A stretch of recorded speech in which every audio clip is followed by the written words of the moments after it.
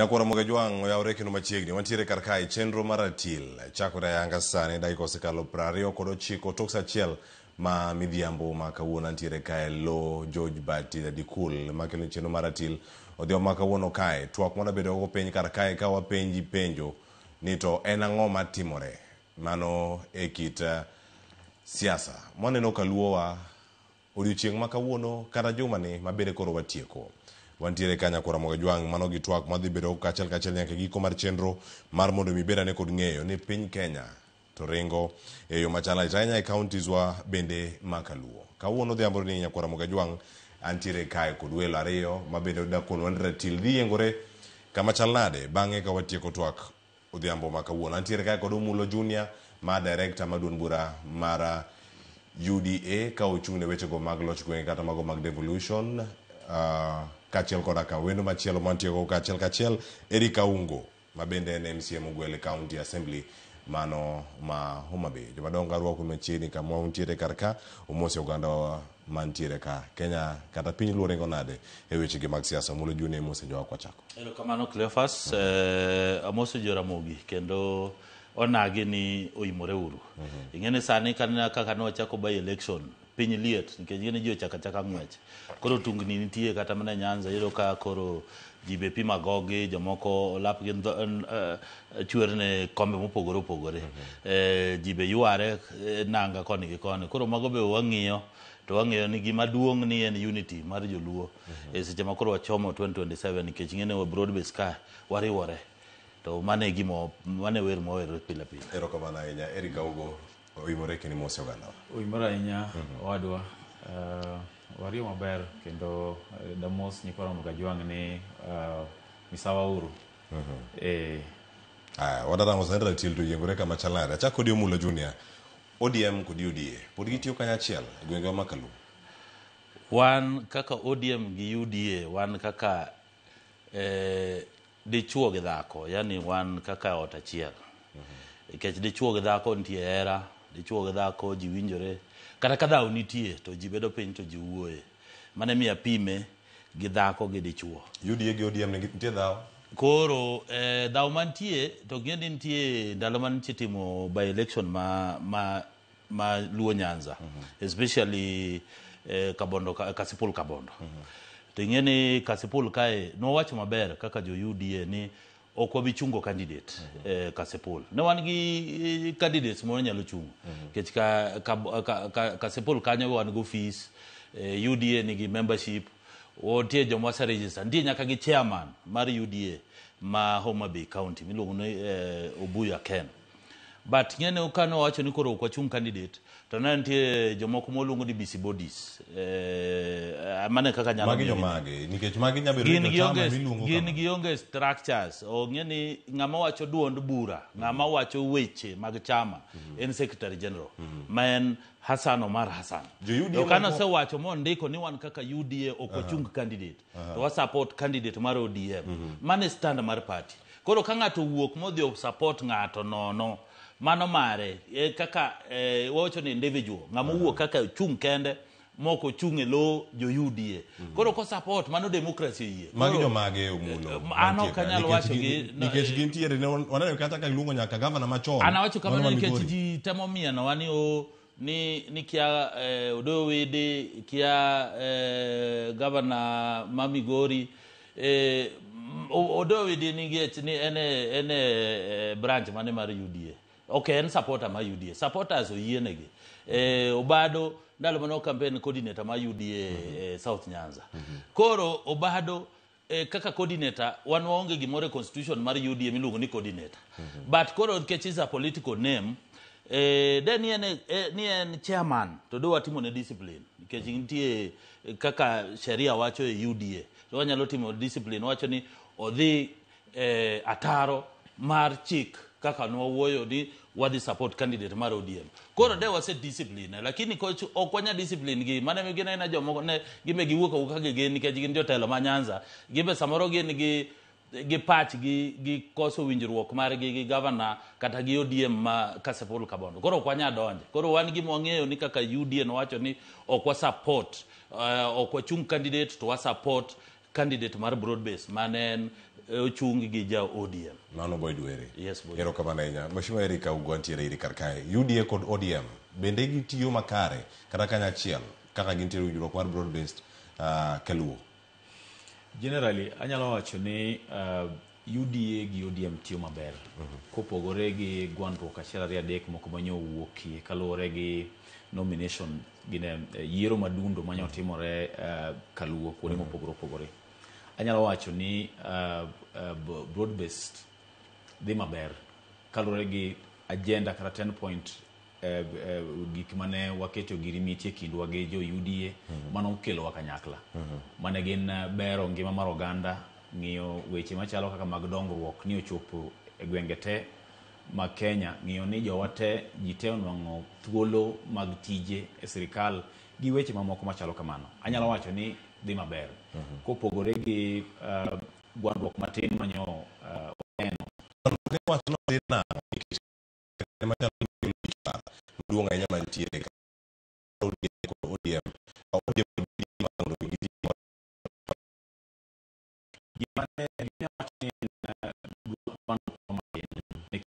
Kopogore gi weche mag yiero manyo inwang'o ka wawinjore gi jowa wan godo sirikal mar broad based ni kama wane gi candidate to wabedo gi a joint candidate ma kasipul ne wan gi candidate marwa Mheshimiwa Boyd Were. Mani neno ka jowa makata jo UDA ma deputy president be nobiro kacha ma oketo mojiwo kabisa mondo candidate wanotimre nade oyombi. Anyalo wacho ni mana jowa moko matin ma bende nyalo bedo ni wuok kaluo kucha ma ok gin comfortable kod jowa kichingini ntiere jowa mane nie sirikal mane okedo matek ne migosi William Ruto mobedo ker ka wan ne pod wachung' kaka jo ODM kendwa. Koro ng'ini kwa dhi kucho makoro wawinjore e 10 point agenda weche moko apar mane wawinjore ka to ntiere jowa moko moyudo kucho mamoko bet wang' gipong' kodwa ka gineno ni koro joge yudo waka to koro achiel ariyo adek chal ka gima ok bidhine gi maber. Anyalo wacho ni mane makelo mane nyalo kelo misukusuku mane nitie. Kech kineno ka jowa machalo kaka supporters madongo kaka wadwa umulo wache. En adieri ni Odoyo Wedi onge structure mar UDA. Kata mana governor machon ma Migori Okoth Obado. To gin supporter motegno kabisa mag migosi William Ruto. Kendo gin gi yie gi William Ruto diere ma wan ne pod Odoyo Wedi ne luongo wan pod ne wan e din migalo. No luongo kamano noseloko. No wacho ni ne wan e din migalo. Koro diere ma pod ne wan chal ka gima ne wan e din migalo kaluwore gi Odoyo Wedi to gin diere go ne giseyie magi keto yie kuom migosi William Ruto.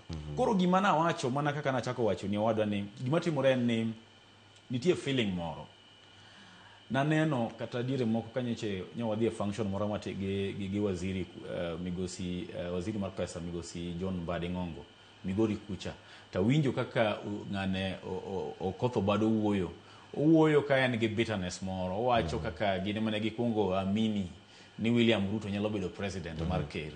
Koro okone ka joma koro biro sane gi makoro kaw kang mambele. Tiene ni bitterness moro ni ntiere ni jomo biro machien gi. Gidhi mayo gima wan ge dhowa. Mane gimi lar. To mano dibed ni en miriambo. Nikech moko ntiere mosa wacho anga yud pachi Omula Junior to kan ntie paro mokwongo ni jok ma oyudo jok mane okwongo ni gichopo e sirkal gidwa mondo jok manie sirkal ma oganda wa ma joluo owuog oko. Nitiere gimoro owadwa Cleophas kidhi e sirikal kendi jowa mano kuongo dhi e sirikal gi ne gidhi e sirikal kendgi manok gidhi go ganda luo emomiyo ne ok wanyal yudo ministers ne gidhi gi duond bura UDA watieki mondi mano duond bura mar UDA warangana kati nikech onge ng'ama noyier kowuok mana kar kende mano gintiere gi duond bura margi mar UDA mopogore gi ODM mai kaka adwa nakele wan kako ganda luo for a very long time wasebedo ga tuoche achiel kwa wuoyo kwa wacho gimoro achiel oriwa mokwongo kano oriwa gi telo mar oganda luo motelne gi Masani otelne gi odonge Randa odonge Wudarangi mano jatelo mar luo moselewriwa kanyakla kako ganda luo kisiasa wasebedo ka UDA nyopo donge chien kacha wasebedo koriwa gi party marwa ma nyo en ODM makata senior brother na umulo be nyo wan ge ODM kacha kotelno gi migosi Raila Amolo Odinga. Koro seche manyo UD ubiro ma jowa mamoko manyo nigi achiel ari adek magi neno ni ok dhi maber ODM magi dhi join duond bura mar ODM cha. Anyalo wacho ni ne gidhi kendegi. Emomiyo ka ne gidhi kunjuro ne gionge gi bargaining power maduong' mane nyalo miyo wayudo lemo moko madongo dongo kata mag dongruok mane biro kaluwo. Koro ka ne gidhi kendgi kamacha emomiyo inyalo nwang'o ni ne gionge gi bargaining power maduong' ahinya.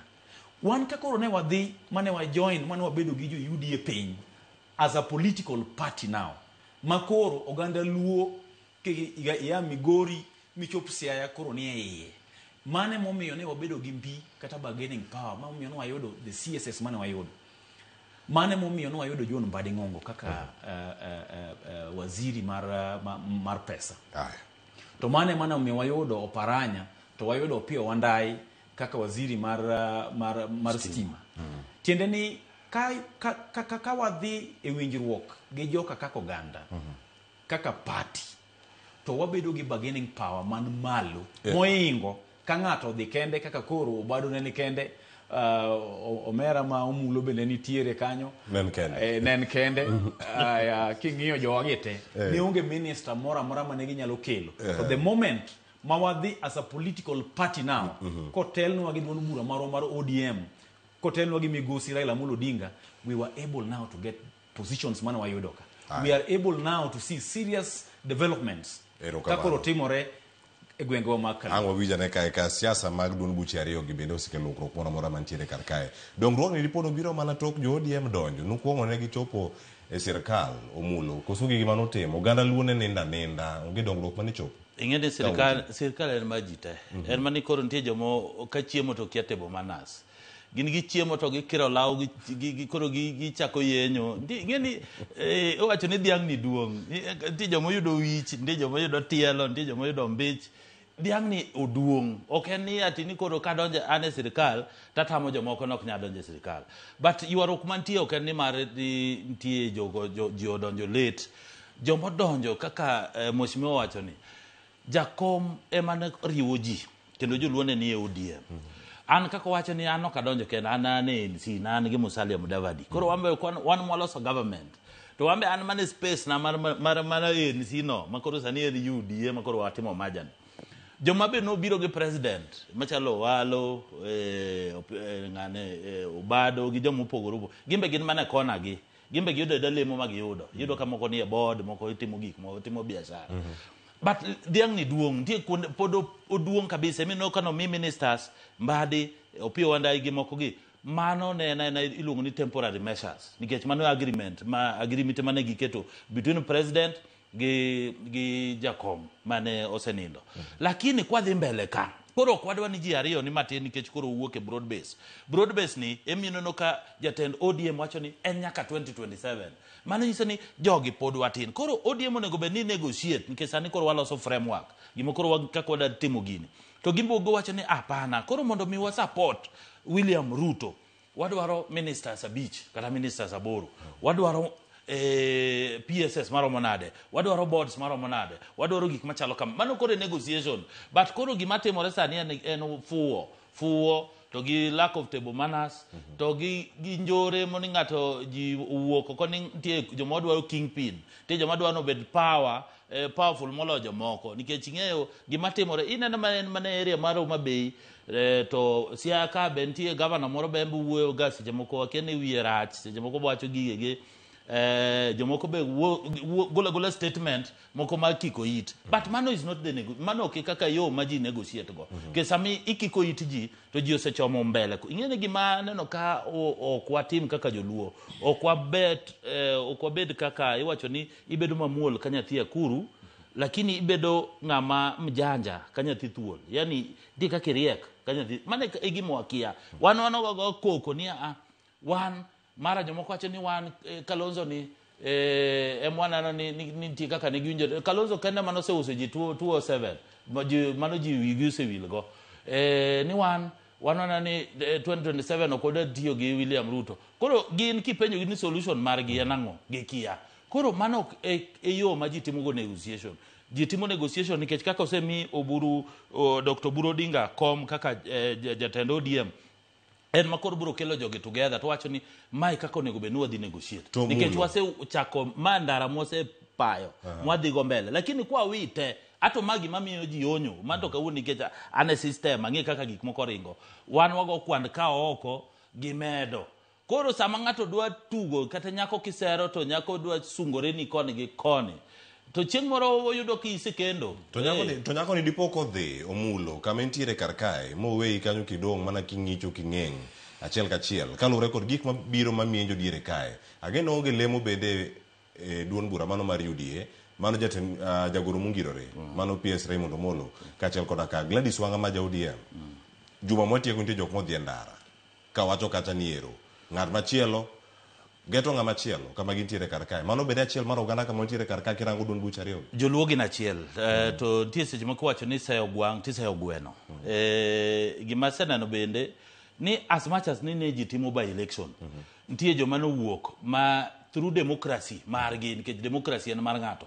kata nanyalo amua tawacho ni ane chama ni a support ng'ane achung gima wiye omiya kata kaka pacha omiya nanyalo support ng'ama chielo but aneno ka gima seyo kacha ni governor ma Homa Bay Gladys Wanga embo wuok otimo revenge kochako gi revenge gi deputy ne to dwa gore gi jogi te ok onego beni gore gi jogi kane gi support ubado gino support candidate machielo no yiero no serumo ma Boyd Were oseyier kaka MP mano was the only goal modongi kori weri go tie jomido mi discipline kaka party ma to mia discipline kaluwore gi chike mag chama lakini koro kichako gori nikech nitie statement mano wuok ni Raymond Omolo mondo koro ogol tich kaka PS nikech nenore ni nitie kaka no ochoro o support jomoko to mane man chokelo koko nikech statement no wuok edo jo Homa Bay especially kaluwore gi governor ma Homa Bay to gine modhi okelo koko koro johera mag Raymond Omolo nikech Raymond Omolo king'iyo en ng'ama cool en ng'ama onge weche mang'eny okoja siasa onge kumo osewacho ni odwa chung governor onge kumo wacho ni odwa chung senator onge kumo wacho ni en kingpin Raymond Omolo en omakore gi kerka mondo oriwre nitie gik ma government national government timo di gik ma county government timo koro development mokelo Homa Bay nitie jomoko mo oyudo that development directly nitie joma oyudo kony kaluwore gi gik ma Raymond otimo Homa Bay koro kimule matin to nano nitie jomoko be ma support ma be nowuok oko ma gimbe gi support ni wach muwacho ni mondo gol Raymond no ok ber koro an gima kwayo ni governor ma Homa Bay owere gi siasa mang'eny gigore gi ji te nikech kiyawo dhaw gi ji te to dhaw ni ok bi bedo maber biro miyo koro development mar Homa Bay ok dhi maber pero kamana mheshimiwa Eric antiere iri kar kae kae wacho ni governor owere gi siasa oja siasa kendo kama entiere kar kae duon buche gin ariyo jog matiyo gi sirkal gi jog ma bende oyuoro mano mar konyo bugo tie sirkal e buo riwruok mano mar broad based kendo gi kama chalade ka jotelo ariyo gi chal ka gima gwandore kalore kod mago ma bende osebedo kae kago ute fwambo juma mantie erokamano biena mondo awachi ni gwandruok madwa chalo ka gima nitiere ok en healthy ne jowa especially seche makoro ineno ka yore mag dongruok jothurwa ne chako nwang'o dongruok ma ka kod kacha to ewi wach no yena mondo mi awach wach moro bende kuma gima wadwa Omulo owacho en adieri ni nitiere dongruoge mang'eny ma ochwal gi PS marwa Dr. Raymond Omolo to dongruoge gi te owadwa High Excellency Governor Homa Bay Gladys Atino Nyasuna Wanga she also contributed towards dongruok gi nekech mondo dongruok obi e area moro kopogore gi jotich sirkal matie sirkal manyalo jiwo ma en koro wan gi waziri marwa John Mbadi to wan kendo gi Raymond Omolo kiweyo jotich sirkal manyalo jiwo mondo dongruok obi kata mose jiwo mondo dongruok obi gweng'o ma Homa Bay to ntiere political part ma bende bedo played gi governor ma en lobbying nekech jogi ok gin jo siasa ng'ama nyalo dhi mang'is jo piny e lo sirkal ni gini okele ka walobi kama kata ng'ama nyalo sundo sirkal mondo dongruogi gi obi en High Excellency Governor mar Homa Bay Gladys Atieno Nyasuna Wanga. Koro aduna wachi mokwongo ni dongruoge mosebiro Homa Bay kata mwaseyudo kaka oganda ma Homa Bay en joint effort mosenywakne kod governor mar Homa Bay Gladys Atieno Nyasuna Wanga through lobbying, through rapo mare maber manie kinde gi sirikal kata gi jatend sirikal Migosi William Ruto kojiw gi jowa ma jotich sirikal ma en waziri John Mbadi Ng'ongo to kod PS Raymond Omolo. Omiyo an gima nyalo wachna en ni kwayo jotelo ni mondo wasebedo chien kuom muda mabor ahinya keche ni ng'eyo ni nyaka chakre chien kacha wan oganda Luo osebedo oko mar sirikal mae okang kata tieng' mokwongo mobede sirikal. Koro da kwaya kwe makende to kod paro kanyakla kuom jotendwa ni mondo wapar kanyakla mondo gino mwanyalo kelo no oganda Luo kaka jotelo wakel no oganda Luo sama wane gi thuolo. Tie wach moro mane mama kanon Migosi Aida Odinga nowacho kane ni Migori kana ojiwo oganda Luo ni koth nyidho manyidho ni wakome uru. Okinyal weyo mokikome nyidho ni wacho ni kiny koth ni chwe mang'eny kabisa. Koro maduong' en ni mondo wakome nyidho ni en ni mondo oganda Luo jotendwa ma kisiasa to kod jowa bende matiye sirikal kata matiye piny owacho masani giriwre gibed dhok achiel nikech ywaruok manie kindgi okony jopiny. Ywaruok manie kindgi ok ger ndara ok miwa ndara. Ywaruok manie kindgi ok nyal kunyonwa pigi, ok nyal miwa stima. To ka giriwore ma gibedo gi dhok achiel to wan kaka oganda wanyalo kome nyidhoni mwabuwa ke mwakwan wayudo gimoro kaka oganda. Erokamano ahinya. Omulo Junior e kodhni ma ji bende nyidhoni ma oganda medo kome yiero biro mambele ka 2027 bende paro ni nitie makare kind duond buche ariyogi mag keto ng'ato jachung' ka jachung'. Be ODM oyie mar rwako UDA kindgi koso pod neno UDA ka threat e kind ma ODM osebedo komako gwenge mopogore opogore? Okay, okanya wacho ni one threat be anyalo wacho ni one threat nikech onyalo bedo either way nikech king'iyo Homa Bay kendo kama kero ero mogik e Nyanza kendo kero sikelo development kabisa. Kaka Mheshimiwa wacho ni nitie lobbying mar governor matimo but Raymond Omolo bosichungi Homa Bay kech without him kata mana stadium mondo los stadium kan the team that function nitie magi budget mawuok e Ministry of Interior embo setemo monyalo mar kelo development ma Homa Bay. But gima ng'eyo ni Homa Bay kanyo kaka UDA wan go offices ariyo madongo. Nitie office ma Homa Bay, nitie office moro Kabondo Kaspol kae office maduong' mar UDA. To Homa Bay kanya emosetime party primaries mwayiero wan gi chairman secretary kadhi nyaka polling station. Koro watek wan gi teko Homa Bay kanyo mabe kwa temo matin to wanyalo tugo dhaw matin kanyo nikech kisiasa ok dhaw mar gorruok dhaw kisiasa. But gima ng'eyo ni mano demokrasi nikech demokrasi wacho ni ng'ato yiene donje chama, oyiene participate chama, oyiene timo gimonyalo timo. Mane gima demokrasi wacho. But mbele kucho wadhi bedo piny. To gima wadwaro ni wadhi wacho ni to demokrasi, nitie demokrasi ma koro imiyo jo piny power, to nitie gima iluongo ni negotiated democracy. To ang'o mane madhi dhi mbele? Bro riu ka ji bro negotiate. Nikech jomoro bro biro kanyo gima nanoga ka ji ohero timo, especially Nyanza. Ka ji timo ga election ODM. Jiero ni nitie gima iluongo ni zoning. Dong mane gima itimo ga. To zoning ni ikelaga gi jodonga ich nikech gin ok gidwa weyo kom. Gidwa ni kom no en omigi ticket ODM giendelea.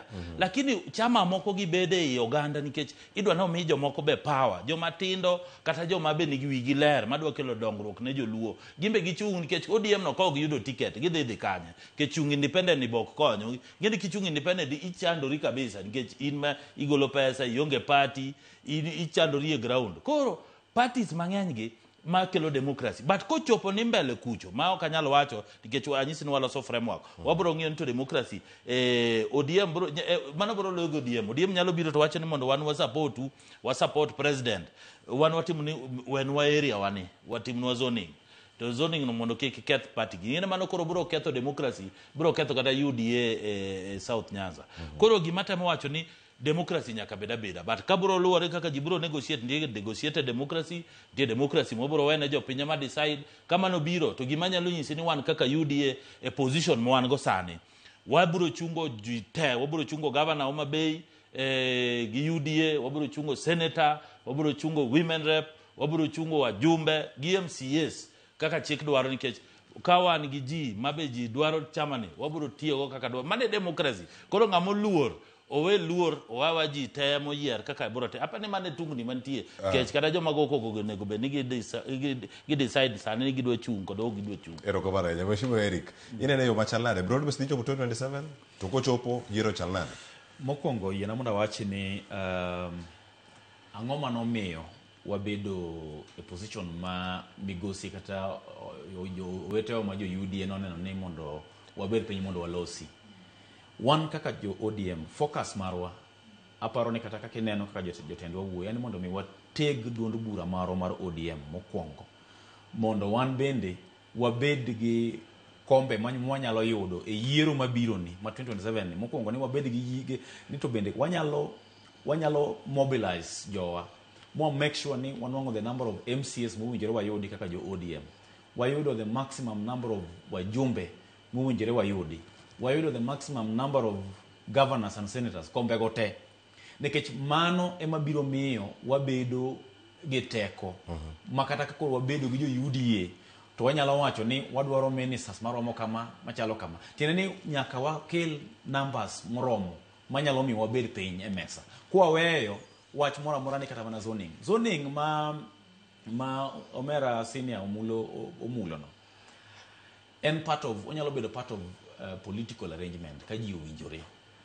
ni mana kaka ineno yiero madundo manotim kuonde od bura mopogore nitie kuonde mane ODM ne nyalo chungo candidate gi to kata UDA be ne nyalo chungo candidates mang'e to nikech wawinjore wabede winjruok ni mondo mi wabed gi joint candidate kata mane dendo gi dho ngere ni broad based candidates ne neno ka gino timore mano pod nyalo timore ka jotelo mag chama mar ODM oneno ni pod wanyalo dhi mbele gi tiyo gi jo UDA beyond 2027. To ka moko kuom jo UDA mantie kanyo wacho gin supporters mag jo UDA mantie kanyo korwako paro machalo kamae gin gi thuolo machalnade yiero mabiro. Aparo ni kaluwore gi kaka siasa dhi kaka gik moko gin mokwongo en ni wan kaka jo ODM nyaka watego odo obed motegno. Namba 1 focus marwa kwa weyo UDA nikech wawuondre ni UDA oko kata DCP for kumranyisi ni party moro machiele mano bedo gi thuolo mar loso serikal mar barwabar kata gi party moro No, God forbid. Gima nyalo miyo wabed gi mbi kaka jo ODM en ni ka wabedo organized odwa ka wariwore kanyakle odwa ka to nongo the maximum number of seats ema dhi miyo wabedo gi bargaining power maduong' kwa bete mesa. Koro kapok wang'iyo gima jo UDA timo, kapok wang'iyo arrangement mar jo UDA, kapok wang'iyo kata kombe mag degidwar ni mondo mi gidong godo, wan kaka jo ODM nyaka wariwore wa mobilize ourselves wa ensure ni wanwango the maximum number of political seats kech mago ema dhi miyo ka giluongowa kwa bedo kod gi mesa to one opponents ma wan gi bargaining power wanyawacho ni wadwaro jalup mar kom mar jalup ma ker wanyalo wacho ni wadwaro ministers aboro wanyawacho ni wadwaro PSS maromo kama to ka waonge numbers ka wadwa yie ne UDA ka wadwa yie ne UDA ma UDA onywandowa ma ka otieki yiero 2027 kotieki yiero tiyudo ka ODM nigi wajumbe moko 12 kende gi MCAs moko matin gi governors moko manok koro waonge maana kendo kaka jo ODM omiyo kwa dhi winjruok e mesa to gimiyowa gima gidwaro gimiyowa choke moko modong' ma gisenyodho momulo senyodho mogolo piny ememiyowa koro we are very keen on that mondo wanwang' ring'o monego wanwang' a negotiation whatever arrangement mwanyalo bede gi jo UDA winjruok mora mwanyalo bede gi jo UDA namba 1 sana kaka oganda luo kaka jo ODM nyaka wa mobilize waket odwa in order weche manyalo bet ni nie iwa walosi to wadhi mbele kanyakla kaka oganda mondo wateg chama mar ODM so that ka wadhi e negotiation table gi jo UDA to gineno kaka jogo ma bende okelo numbers makwa wacho ni wadwaro wadwaro bam wadwaro nyak meru to gimiyo wa miyan kech one gi numbers both Senate, Parliament and the County Assembly. Ero kawana enya omulo inene yo machalnade nikech ka UDA kod ODM giduto gin wacho ni demokrasia. Ikine ma magi timre, waseneno ka jogo machung' kod duond buche mamoko mopogore kod ODM e gwenge ma Kaluo, ithoro migi ga gicha ka iwacho ni magi andhoke, magi jok machal nade mowuok e kindwa kendo riwre kod duond bura machielo. Paroni owuok kata igole nade e Uganda ahinya sama ochomo yiero? Ing'eni demokrasi en demokrasi. Demokrasi be pogore nikech gino kaka Mheshimiwa wacho ni ok onyal ng'iyo gima timore od ng'ato. Ng'ato gera ode. Koro iwacho ni sembe ipimo gi nyamin. Ka gibo gitegno to onge kaka unyalo bede mesa ni ka iluongo ni equal. But gima wang'eyo ni gima timore e UDA nikech abiro wuoyo kaka UDA ni wan demokrasi wa mare en piwa. Wan wanyimiyo ji thuolo, ji gore, ji manyo kombe madwarore kata kobedo mana mar party leadership, jo chairman, secretary, gin jomo yier kendo wan gi computer, iPad moketo kanyo ma ji keto lwetgi ji go kura. Lakini ng'eni mok miwacho ni jomoko andhoga makoto gik manitiyo go ma iketo go luor kuom ji mondo kik ng'ato gone kura. Ng'eni jo siasa joma riek kabisa. Koro ng'eni ginyiso jopiny ni jogi mage andhoga. To sama osewach na andhoga no koro ok bi miyi kura. Tiyudo ni ng'ani ng'ama ber kabisa. Lakini jomoko mosebedo ni ok gidwar kom, ok gidwa wuok e kombe gi, gimbe koro gitiyo gi tactic no mondo gimie ni gichuodho marach mondo jopiny neni kaka ng'ama jachien kabisa. Lakini gima ber ni demokrasi ji onego bed ni ng'iyo ni ok en wach mar ni en leadership. Kech ng'eni gino wang'iyo to jopiny to dwaro dongruok machalo nade. Lakini ng'eni ok inyal ng'iyo party mok ing'iyo jopiny. Lakini jo party be kohero party to nego be ni party ni bedo gi demokrasi mamiyo jopiny teko magi yiero ji gore iye ka iluongo ni internal democracy. Ji gore iye ka mang'amo oloyo to loya maber moko nokwalo kata ne ji odhi ogo kura e bungu kucho kata ji odhi ogo wenjo ni polling station mogikete e rabolo kucho ikwane e rabolo. Ing'eni mano koro ok demokrasi. Demokrasi nego kede godiochieng' ji go kura to ng'ama locho no imiyo ticket. Ka en ticket mar ODM timiye, ka en mar UDA timiye. Mano e demokrasi. Koro jopiny nyaka ng'e pogruok ni demokrasi gi propaganda. Koro jopiny koneno ni ka onge demokrasi ma ODM ng'ano mi ticket to bo en jaduong' osebedo kom ni higni 30 onge gima konyo go jopiny to en ticket ni en okwanye to moko go e tiende. Jopiny biro wuok to yiero candidate mar party machielo nikech koro gineno niya ka onge demokrasi. Koro ging'iyo kuma demokrasi nitie. Mano ema miyo koro seche moko parties dok chien nikech koro onge demokrasi kanyo. Lakini kimiyo jopiny power, imiyo gi teko mar yiero ng'atgi ma gidwaro e party no e odno. Ji ogora odno ma sende luar kucho to ji gore odno. Lakini ging'e ni ng'ama oyiero en ng'ama oyier gi ratiro. Ji biro ero party no kendo ji biro wuok. Lakini ka onge mano to mane minyo ko nitie alternative UDA ni kanyo. Jo piny ka sani wan e broad base. Anyisi ni koro wan dhako gi dichuo. Kata mana Nyanza kacha ji biro wacho ni ka onge demokrasi ka mabe ot achiel.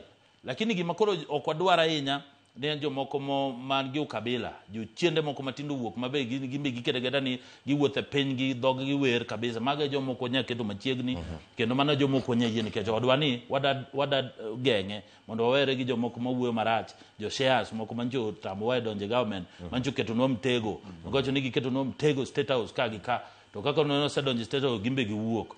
Koro mana jomoko dwa kabisa mago jo DCP kama gintie ka ano kaluongo ni ng'ato gina chiende moko kama gintie ka kanyo omulo kapok abiro ka nikech wachako di ne UDA kendo range yo machiegni ahinya. Diponi UDA tiyo kod state resources kata mwandu go mag piny owacho mano mokwongo ywayo jokanyo ma dibedi mag ODM motegno Kaluo koso ni mondo migiti kod gik moro achiel. UDA is the ruling party. Gima wacho ni the ruling party en party matiyo. Party matiyo nyiso ni wan wayudo pesa kata mano ODM yudo pesa iluongo ni exchequer, yani pesa mowuok e register political party to luwore gi MPs moyudo. Koro iyudo ka wan wayudo gimoro 500 million to ODM be koro gin number 2 gimbe giluwo konyo. Koro pesa mar party mano mimiyo gi government, jo ODM be miyo gi government. Kasto jopiny jomoyier ka MPs, MCAs, governors ma wan go to gi women rep jogo be gimbe gikelo gimiluongo ni subscription gimbe gichudo gigolo tithe ni igole ga dwe ka dwe ing'ado gi kacha tiwacho ni party nyaka loyalty nyaka chul. Koro party kiyudo pesa mwan go total they run to billions.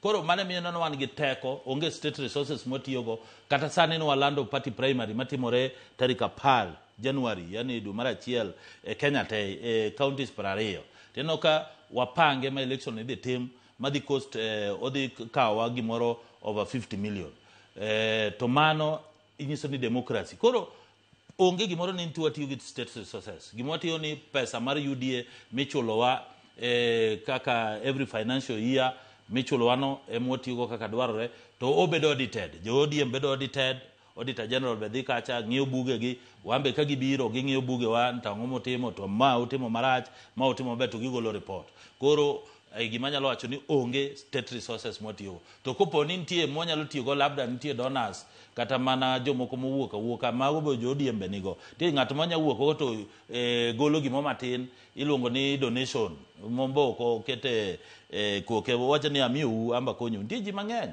mowuok to golo kamano kata ker en party leader onyalo bukore kaka en as a person to wacho ni amba golo gimo matin okonyo go jo party erokamano Mheshimiwa Eric beni woni ODM idhi nyiewo gi UDA mokwongo yiena mondo awachi ni ODM ok nyal ng'iewo gi UDA ODM osebet in existence for the past 20 years. E Kenya kae king'iyo history mar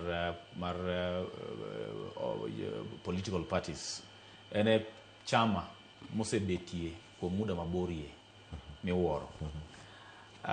Gima timore en ni kaluwore gi the last press statement mane Secretary General mar chama mar ODM nowuoye kaka ne giloso bang' bedo gi bura mar NEC en ni wan kaka jo ODM wan kaka joluo ok waikore mar dok e ndara kendo and mano wach ma should come out very clear king'iyo gik moko mane migosi Raila Amolo Odinga kalie owadwa Jakom no the exile Jakom obet e detention igni 9 obet adek nyadidek mano igni 9 Jakom obage bunde ma so many times ka bunde kolengo ngimane kaka lisa simanyo ngimane gigi teno kadhe mondo mekik wan kaka oganda luo wan kaka jo ODM wachako wadog wakadhe ma kwadwa ni wachako wadog wakadhe gigi chal ka gima chandruok te kata tich te mane Jakom otiyo cha chalo kanono wan kaka oganda luo en ni kama Jakom owewani emo ang'iyo ni to yo mane mwadhi godo mbele gimoro amora nigi nengo ne mheshimiwa gimoro amora nigi nengo mare wano kata wakiani jo ANC to nonyiew koso ne gibano piende gi yo machal nade maja makamano omulang konwa ngata nigi nengo mare in gi nengo mari omulo nigi nengo mare kadipo nengo no chopo kamikete etem kare kitemo range ODM nyalo chung kaluwore kod sir mayudo sani koso mbi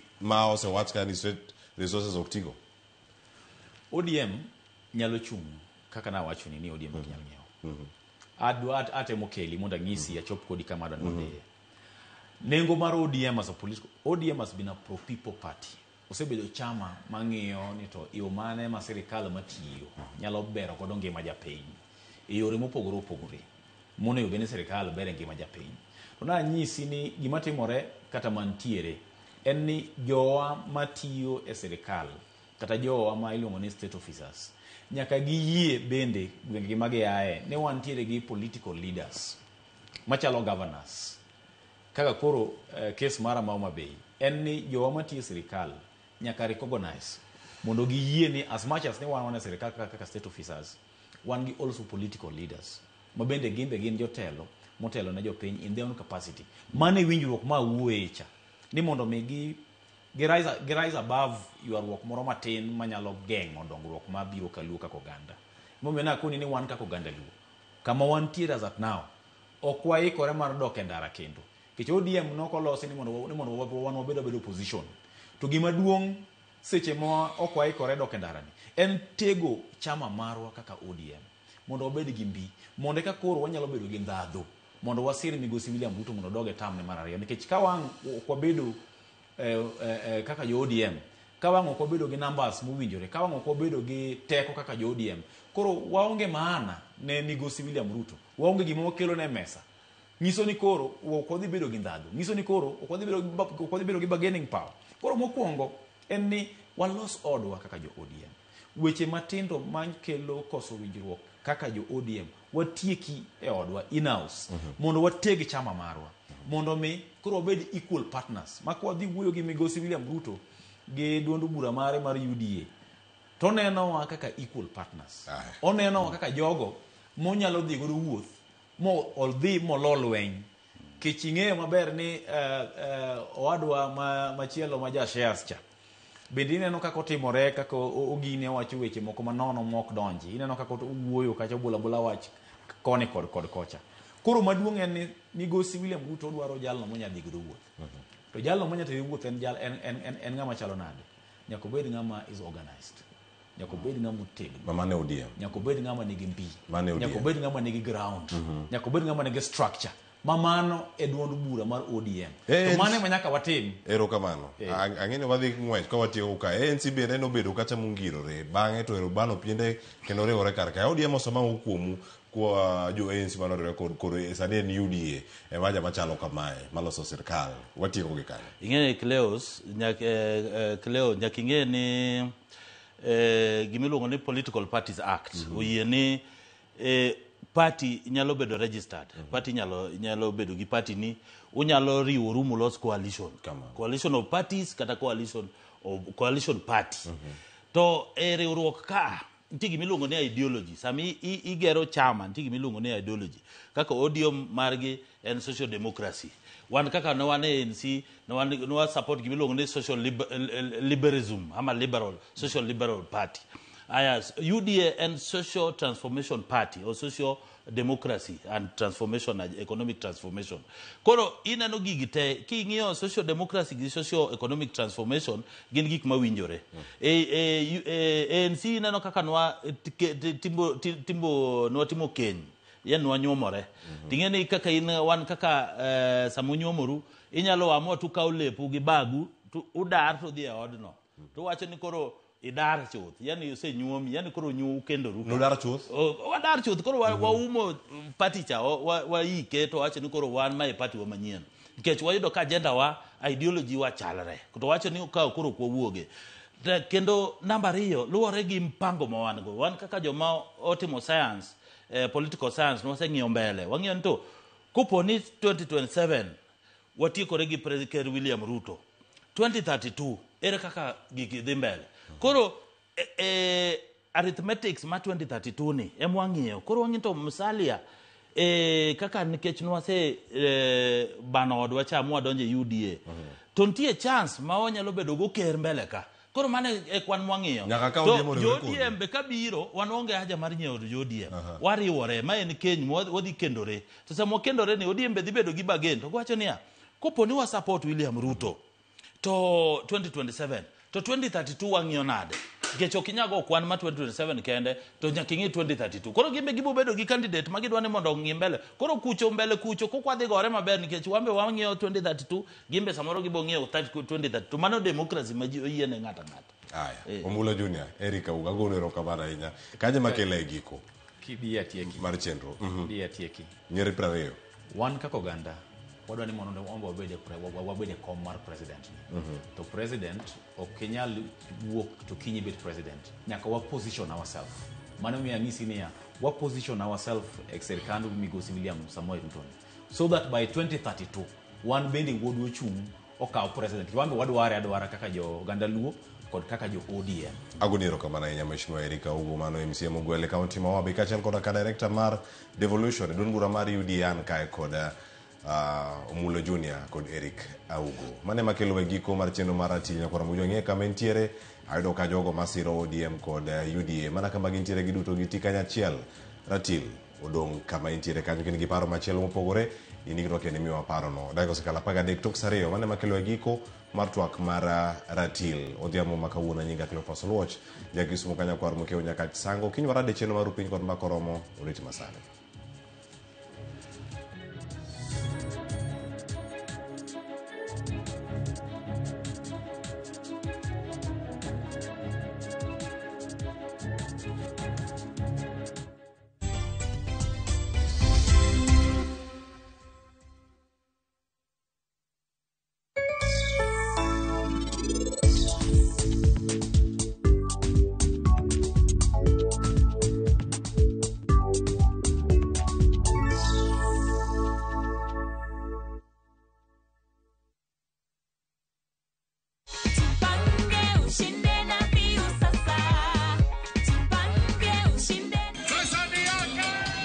ordinary Kenyans are winning big every day with Jipange na View Sasa. Over 3 million shillings already